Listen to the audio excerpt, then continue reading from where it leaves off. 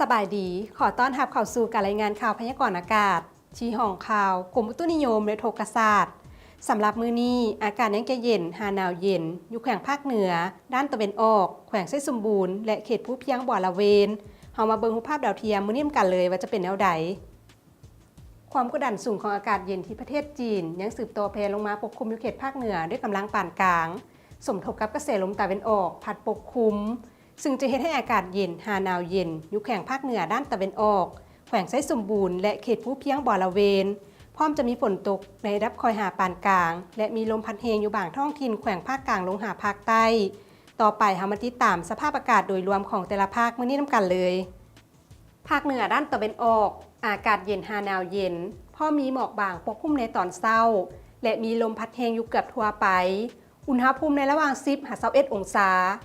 ภาคเหนือด้านตะวันตกมีเฟือปกคลุมเป็นบางส่วนอากาศร้อนพอมีลมพัดแรงเป็นบางโอกาสอุณหภูมิในระหว่าง21-31องศาที่นครหลวงเวียงจันทร์มีเฟือปกคลุมเป็นบางส่วนอากาศร้อนพอมีลมพัดแรงเป็นบางโอกาสอุณหภูมิในระหว่าง21-32องศาภาคกลางอากาศเย็นในตอนเช้ายังจะมีฝนตกในระดับพออยู่บางท้องถิ่นและมีลมพัดแรงอยู่ทั่วไปเนื้อที่การปกคลุมของฝนเท่า30 ส่วนของภาคอุณหภูมิในระหว่าง18-32องศาสำหรับแขวงไส้สมบูรณ์และลักซาวอากาศเย็นหาหนาวเย็น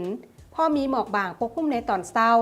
และจะมีฝนตกในระดับคอยอยู่บางบริเวณพอมีลมพัดแรงอยู่เกือบทั่วไปเนื้อที่การปกคลุมของฝนเท่า20 ส่วนของภาค